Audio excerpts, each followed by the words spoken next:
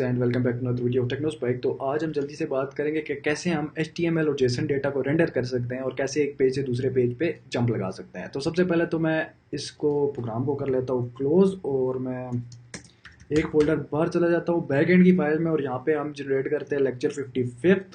तो उसके लिए आप बताएं क्या होता है MKDIR और डायरेक्टरी का नाम रख लेते हैं 55 और इसका नाम रख लेते हैं हम जी render HTML data, render HTML JSON। ठीक हो गया। अब CD55 टैब और अभी यहाँ पे मैं इसको एक नोड का पैकेज, नोड का फुल फ्लैज एक अगर मैंने इसको प्रोजेक्ट बनाना है तो मैं क्या करूँगा npm init। जैसे ही मैं npm init करूँगा तो ये मुझसे पूछेगा नाम क्या है, वर्जनिंग क्या है, डिस्क्रिप्शन क्या है, टेस्ट कमांड क्या है, गेट रिमोस्टी कीवर्ड ऑथर कासिम मलिक कर दिया और उसके बाद आइए CSC का लाइसेंस। और अब मैं यहाँ पे एक फ़ाइल क्रिएट करता हूँ टच index.js। इसके अंदर एक फ़ाइल भी क्रिएट कर दी index.js की। और अब अगर मैं इसके अंदर दोबारा से एक्सप्रेस को इंस्टॉल करना चाहता हूँ तो npmi एक्सप्रेस, इससे करने से हमारे पास एक ग्लोबल मॉड्यूल इंस्टॉल हो जाएगा। यहाँ पे आप देखेंगे नोड मॉड्यूल्स के नाम से एक फोल्डर आ जाएगा जल्दी से और उसके अंदर एक्सप्रेस इंस्टॉल हो जाएगा। फॉर द टाइम बीइंग मैं यहाँ से या कोड खुद से करूँ या आप बल्कि खुद से ही करते हैं यार, ताकि आपकी प्रैक्टिस भी हो जाए, दोबारा से करते हैं।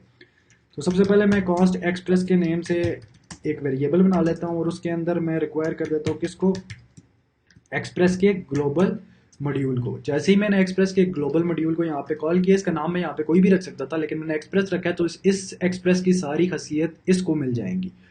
ये इसको गेट कर लेगा। उसके बाद मुझे क्या करना पड़ेगा, मुझे इसको एक और वेरिएबल लेना है, ऐप के नेम से कोई भी रख सकता हूँ। अब मैंने इस एक्सप्रेस को एग्जीक्यूट कर देना है, ये एक फंक्शन रिटर्न करेगा। उस फंक्शन को जैसे ही मैं रन करूँगा तो वो फंक्शन बदले में हमें बहुत कुछ प्रोवाइड कर देगा। अब मैं बताता हूँ क्या प्रोवाइड करेगा। CONSST। अच्छा, अब हमारे पास ऐप आ चुका है तो ऐप के अंदर इसके सब फीचर्स हैं। गेट के नाम से एक फंक्शन आता है जिसका पहला पैरामीटर ये है कि ये कौन सी राउट पे मौजूद है। सेकंड पैरामीटर हमारे पास ये है कि एक एरो फंक्शन है। एरो फंक्शन के अंदर रिक्वेस्ट कॉमा रिस्पॉन्स। अगर आपको रिक्वेस्ट रिस्पॉन्स की समझ नहीं आई तो पीछे वाली वीडियो एक दफ़ा फिर से देख लें। रिक्वेस्ट वो है जो क्लाइंट हमें भेजेगा और रिस्पॉन्स वो है जो हम क्लाइंट को वापस भेजेंगे। तो मैं यहाँ पे रिस्पॉन्स डॉट सेंड करके क्लाइंट को कुछ भी भेज सकता हूँ। तो फॉर एग्जाम्पल मैं यहाँ पे करता हूँ hello this is home page. ठीक हो गया। इसको मैं करता हूँ सेव और यहाँ पे मैं इसको कर देता हूँ इस तरीके से। इसी को कॉपी करते हैं यहाँ से। कॉपी करने के बाद टर्मिनेटर डालने के बाद मैं यहाँ पे इसको करता हूँ पेस्ट और इस दफ़ा मैं इसको राउट देता हूँ अबाउट का। अबाउट आ गया पेज और इसमें बोलेगा दिस इज अबाउट पेज और पेज को ख़त्म कर देते हैं। इसी तरीके से मैं यहाँ पे टर्मिनेटर डाल के एक और यहाँ पे लगा देता हूँ और इसको स्लैश दे देते हैं हेल्प का। This is help page. अब जल्दी से एक दफ़ा इसको रन करके चेक कर लेते हैं लेकिन उससे पहले हमें पोर्ट डिफाइन करनी है। तो पोर्ट डिफाइन करने का मैंने आपको तरीका क्या बताया था, ऐप डॉट लिसन एक फंक्शन आता है। इस फंक्शन के अंदर हम डाल देते हैं 7000। तो 7000 पोर्ट के ऊपर जो कुछ डेटा होगा भाई वो हमें डिस्प्ले कर दो। एक दफ़ा इसको रन करके चेक कर लेते हैं। इस दफ़ा नोड मून से करूँगा ताकि बार बार मुझे कोड को रन ना करना पड़े। Node moon dot slash index dot JS. तो हमारे पास ये रन हो जाएगा। अब अगर मैं गूगल क्रोम के ऊपर जाता हूँ और इसको यहाँ से हटा के 7000 कर देते हैं, इंटर दबाता हूँ तो आप देखोगे हमारे पास इसने दे दिया response is not defined. Okay, which response. Okay, यहाँ पे RES और यहाँ पर भी RES और आई गेस यहाँ पे भी RES होना चाहिए। इसको मैं करूँगा सेव। जैसे ही सेव करूँगा तो हमारा कोड एग्जीक्यूट हो जाएगा। और अब अगर मैं इस पेज को रिफ्रेश करूँगा तो हमारे पास होम पेज आ गया। इसी तरीके से यहाँ पे स्लैश डाल के अबाउट लिखूँगा तो हमारे पास अबाउट पेज आ गया। और इसी तरीके से यहाँ पे हेल्प डाल के हेल्प पेज आ गया। Hello this is help page. Okay, अब सबसे पहले तो जो पहला टास्क है वो ये है कि हमने HTML रेंडर करनी है। ठीक है, तो मैं चला जाता हूँ गूगल क्रोम पे और मैं एक नया टैब ओपन करता हूँ। मैं आपको बताता हूँ मैं क्या करने लगा हूँ। तो मैं यहाँ पे चैट GPT को ओपन करूँगा और मैं इतना टाइम तो नहीं खुद से HTML लिखूँ, इसलिए मैं जल्दी से एक HTML लिखूँगा। Give me HTML of PEAUT, beautiful home page in form of string to pass here. Okay, just give me a second, मैं आपको बताता हूँ ये कैसे होगा।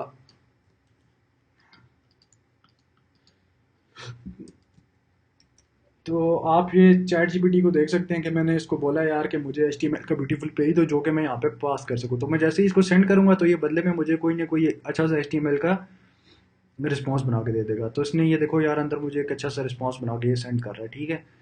तो अब मैं इसको अगर यहाँ से कॉपी करूँ, ये बनाने दें इसको, ये पूरी HTML CSS ये सब कुछ हम पढ़ेंगे बाद में, लेकिन फॉर द टाइम बिंग हम बैक एंड पे तो मैं इन चीज़ों के साथ नहीं जा रहा है। इस तरफ एक्सप्लेनेशन आपको समझाने के लिए जो है ना, मैंने एक कोड लिखना स्टार्ट कर दिया। तो मैंने कहा अब इतना लंबा कोड लिखने बैठेंगे तो कन्फ्यूजन हो जाएगी, तो बेहतर है कि चैट जीपीटी ही इसको बनाए और हम इसको जल्दी से कॉपी कर लें बस। तो इसको, इस कोड को मैं यहाँ से करता हूँ कॉपी, इस वाले कोड को, होम पेज वाले कोड को कॉपी करते हैं और होम पेज की जगह पेस्ट कर देते हैं। तो मैंने इसको यहाँ पे पेस्ट कर दिया, इसको कर दिया सेव। अब आप देखोगे जब हम होम पेज पे जाएंगे अपनी वेबसाइट के, इसको मैं करता हूँ बैक स्पेस, इंटर दबाता हूँ तो ये आपका ब्यूटीफुल सा होम पेज बन के रेडी हो गया। लेकिन अब यहाँ पे अगर मैं स्लैश डाल के अबाउट डालता हूँ तो आप देखोगे अभी तक यहाँ पे हमारे पास अबाउट उसी तरीके से आ रहा है। अब मैं चाह रहा हूँ, देखो मैंने आपको कहा था हम इसमें HTML को रेंडर करेंगे, जो कि हमने कर दी। HTML को रेंडर करने का तरीका आपको समझ आ गया होगा, कुछ भी नहीं करना। रिस्पॉन्स डॉट सेंड में जब यूज़र लोकल होस्ट 4000 पे हिट करेगा तो राउट उस वक्त स्लैश कुछ भी नहीं होगा, तो उसको रिस्पॉन्स क्या मिलेगा, ये सब मिल जाएगा। अब हमारे पास app dot get about page में मैं चाहता हूँ कि जेसन डेटा डिस्प्ले हो। तो जेसन डेटा को डिस्प्ले करने का सबसे आसान तरीका क्या है, आपको पता होना चाहिए जेसन डेटा को कैसे डिस्प्ले करते हैं। जेसन डेटा क्या होता है, सबसे पहले तो जेसन डेटा क्रिएट करते हैं। यहाँ पे मैं एक ऑब्जेक्ट ले लेता हूँ कॉन्स्ट डेटा के नेम से, डेटा इज इक्वल टू, इसे बनाते हैं ऑब्जेक्ट, इसके अंदर रख लेते हैं नेम कॉलन कासिम। यार इतना लंबा क्या करें यार, इसको भी चैट जीपीटी से ही जनरेट करते हैं। देखो हमें ये सब कुछ आना चाहिए ना जनरेट करना। चैट जीपीटी किधर गया, जीपीटी चैट जीपीटी, अच्छा चैट जीपीटी पे आ गया। मैं ऐसे बोलता हूँ यार create me an object with A data of student, तो ये मुझे यार क्रिएट करके दे देगा एक student ID, name, gender, address वगैरह सारा कुछ करके क्रिएट दे देगा। तो मैंने जैसे इसको कॉपी करना है और हम इसको यूज़ करेंगे। देखो यार अपने काम को एफिशिएंट बनाने के लिए हमें ये सब चीज़ें जो है ना चैट जीपीटी से करवानी पड़ती हैं, डेवलपर का काम आसान करती हैं और कुछ भी नहीं। तो मैं इसको कर लेता हूँ यहाँ से जल्दी से कॉपी, और अब मैं यहाँ पे इसको यहाँ से इस सेकंड वाले के अंदर इस डेटा की जगह पे करता हूँ पेस्ट।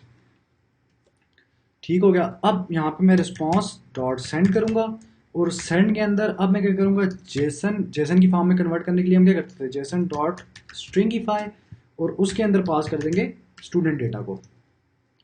स्टूडेंट ही नाम रखा था ना इसका, स्टूडेंट। तो मैं स्टूडेंट को इस डेटा के अंदर पास कर दूंगा और सेमी कॉलन लगाएंगे, इसको करेंगे सेव। तो आप देखोगे अब हमारे पास, अगर मैं चाहता हूँ 7000 पे तो मैं यही दे रहा है, लेकिन अगर मैं यहाँ पे अबाउट पेज पे चला जाऊँ तो हमारे पास जेसन डेटा इस तरीके से हमारे पास आ जाएगा। ये हमारी एपीआईज में काम आएगा। जो हमारे पास HTML है वो वेबसाइट पे काम आएगी, जो हमारे पास अबाउट पेज पे हमने जो ये जेसन डेटा डिस्प्ले करवाया ये हमें बेसिकली काम आएगा, जैसे कह सकते हैं अपने एपीआईज के अंदर, और HTML डेटा में वेबसाइट के अंदर काम आएगा। तो अभी हम थर्ड पे, अब जो हमारा हेल्प पेज है उसके ऊपर कुछ इंटरेस्टिंग करते हैं। इंटरेस्टिंग ये करते हैं कैसे, इंटरेक्टिव बनाते हैं। इंटरेक्टिव बनाने के लिए मैं क्या करूँगा, यहाँ पे करूँगा रिस्पॉन्स डॉट सेंड, और अब मैं HTML इसके अंदर लिखूंगा और इसको href दूंगा। ठीक है, कैसे, मैं कहता हूँ जी ये एक h1 है, और इसके अंदर मैं टाइप करता हूँ, सॉरी इसको स्ट्रिंग की फॉर्म में भेजना है तो मैं पहले इसको ख़त्म करता हूँ और स्ट्रिंग बनाता हूँ एक। ठीक है, मैं एक स्ट्रिंग बना ली, स्ट्रिंग के अंदर मैं h1 पास कर देता हूँ, h1, और उसके बाद मैं टाइप कर सकता हूँ कुछ भी। मैं कहता हूँ welcome to my site help page to go to home click below. ठीक हो गया। अब इसको क्लोज करने का तरीका ये होता है कि बैक स्लैश h1 दिस। इस तरीके से हम ये इसके अंदर डाल सकते हैं। और उसके बाद मैं यहाँ पे इसी के बाद मैं एक एच रफ डाल देता हूँ, एंकर टैग डालता हूँ। एंकर टैग डालने का तरीका आपको शायद आता हो। एंकर टैग जो टैग्स मैं पढ़ाऊंगा, अब इस टैग के अंदर मैं इसका एच रेफ डालूंगा, एच रेफ। और एच रेफ को इक्वल ले लूंगा मैं, एच रेफ इक्वल टू, और अब यहाँ पे डबल कॉलन लगेंगे क्योंकि पहले हम सिंगल कॉलन एक दफ़ा यूज़ कर चुके हैं। तो इसको स्लैश होम पेज देना चाहते हो तो ब्लैंक छोड़ दो, वरना मैं इसको कर देता हूँ अबाउट। अबाउट कर दिया। अब इस एंकर टैग को क्लोज भी करना है, तो एंकर टैग को क्लोज करने का क्या तरीका होता है, यहाँ पे पहले लिखेंगे गो टू अबाउट पेज, और यहाँ पे एंकर टैग को मैं इस तरीके से क्लोज कर दूंगा। इसको मैं करता हूँ सेव। अब मैं चला जाता हूँ अपने क्रोम के ऊपर। तो अब अगर मैं हेल्प पेज के ऊपर जाऊँ तो ये आपको कह रहा है welcome to my site to go to home page click below. अब इस पर मैं क्लिक करूँगा तो मैं अबाउट पेज पे चला जाऊँगा। मैं अगर इसको होम पेज पे लेके जाना चाहता हूँ तो मुझे एच रेफ में से ये स्लैश के आगे अबाउट को ख़त्म करना पड़ेगा, सिर्फ स्लैश डालनी पड़ेगी। स्लैश ना भी डालूँ तो भी चल जाएगा। तो मैं अगर दोबारा से हेल्प के ऊपर जाऊँ तो अब मैं क्लिक करूँ तो ये मुझे होम पेज के ऊपर लेके जाना चाहिए इसे। तो ये हम होम पेज के ऊपर आ चुके हैं। इस तरीके से हम साइट के बीच में नेविगेट कर सकते हैं राउटिंग से। तो यार ये था रेंडरिंग HTML जेसन, और एक पेज से दूसरे पेज पे जाने के लिए हम इस तरीके से काम कर सकते हैं। उम्मीद करता हूँ आपको वीडियो पसंद आई होगी। यार हमारा मास्टरिंग मास्टर का फुल कोर्स चल रहा है, ये लेक्चर 56 था, तो 55 था आई गेस। यप, तो आप जो है ना काइंडली सब्सक्राइब करें, लाइक करें। आपके लाइक से हमें बहुत ज़्यादा मोटिवेशन मिलती है। Thank you very much, have a lovely rest of your day.